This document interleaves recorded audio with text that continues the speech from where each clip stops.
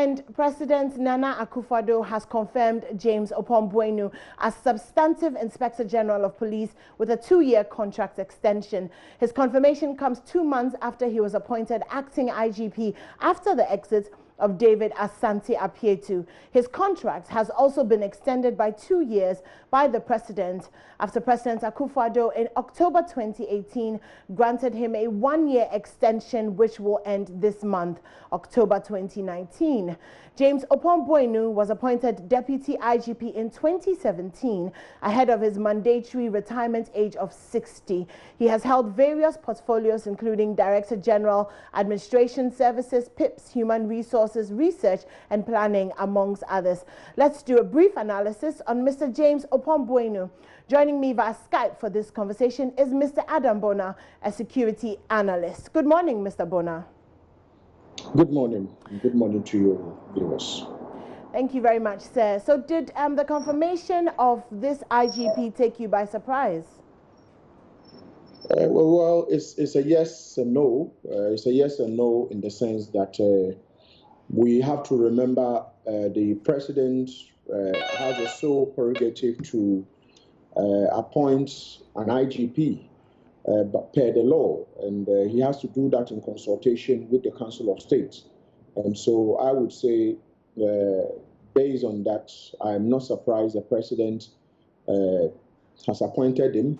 But when he was in fact made the deputy IG, I spoke to your network, and a year ago when he was made a deputy IG, and I did also mention that I wanted, to believe that the president didn't want a vacuum where an IGP exits and then they have to now go in trying to shop for an IGP, and therefore they wanted a smooth transition so that one IGP goes and then the deputy IG would have to either replace him or be in an acting position. And so I wouldn't say I'm too surprised, no. Right, and what do you think Mr. Baanuh brings to the table that some of the other potential IGPs didn't?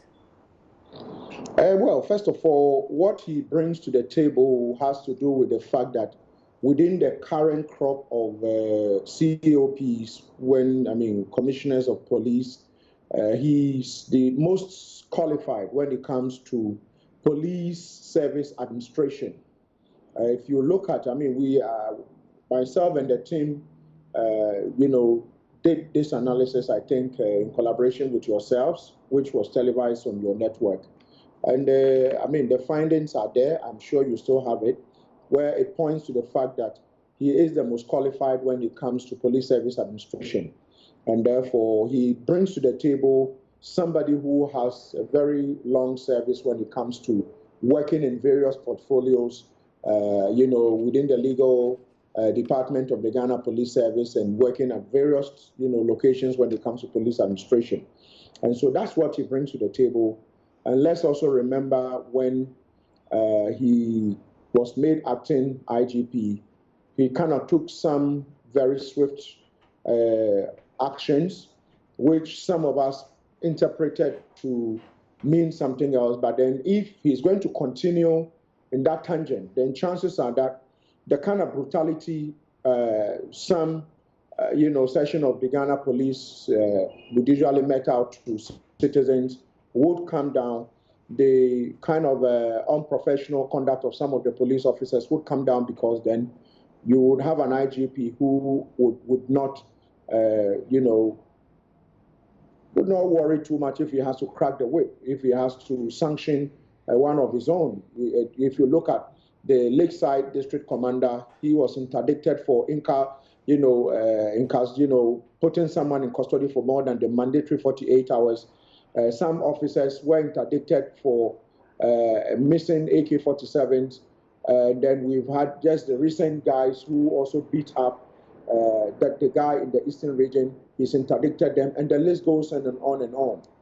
The kidnapping case in, in Takoradi, let's not forget that under the former IGP, we didn't see an IGP, we didn't see him go there, but when he became the acting IGP, he swiftly paid a visit to the family, family of the victims, and console them and promise them they were working at speed to resolve this matter.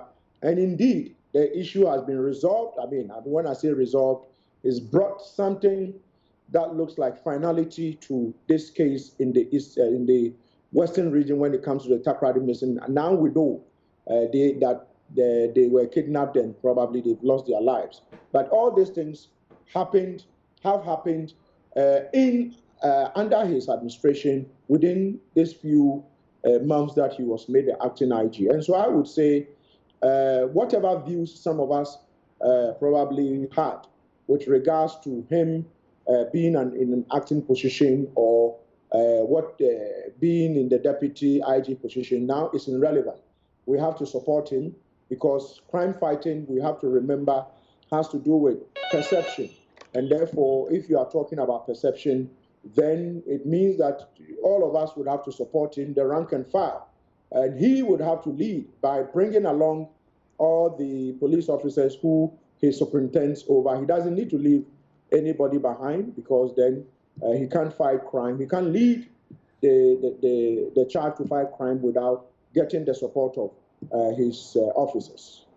And so staying on perception and considering that he has ultimate responsibility for what happens within the police force, a lot of people have complained about how the police handled the protesters, the law school protesters. What are your thoughts on that?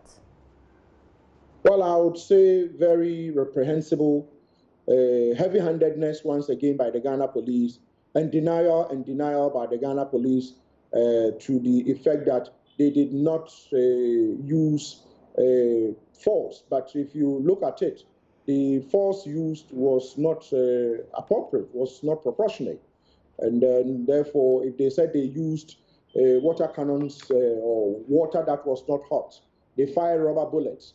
Why did they stop why did they not negotiate with the leaders of the protesting students, days before the demonstration? Why did they attempt to stop them? The law does not require that citizens who want to demonstrate should give must take permission from the police. It says they should inform the police, doesn't mean they take permission.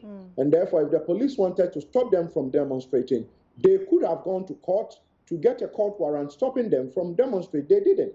And we all have seen what has happened. And I think that James Oppong-Baanuh, he himself is a lawyer.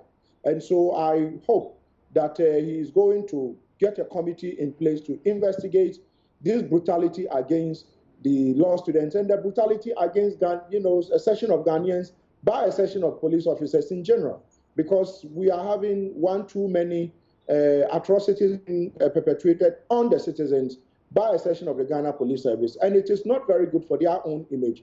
And we have seen the effect of that heavy-handedness by the police, where citizens who, when they are attacked, when they feel, they've come under attack by the police, they fight back. And in so doing, we've seen some police officers who have unfortunately lost their lives. Some have been beaten to pulp. I think it's something that shouldn't be happening, but it is because of the way and manner some of our police officers behave, where they forget that they are supposed to be serving us, and they cannot, use our resources to perpetrate the kind of actions they sometimes take on us. And finally, before you go, are there any policies or protocol that you're hoping that Mr. Baanuh will introduce in his tenure as IGP? Well, I want to see him quickly reshuffle some of his officers.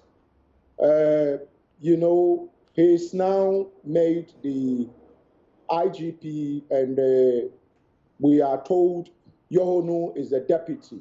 Some of the officers, especially when you go to some of the regions, you virtually have square pipes in round holes who technically are not operational officers, and they've been put in regions that are hotbed for conflict and crime. And these officers, armchair officers, who don't know what they are doing. So I'm expecting him. I mean, he's already visited all of these places, and he knows what he must do. He needs to quickly put his acts together and get some of these people moved around. Those who have no operational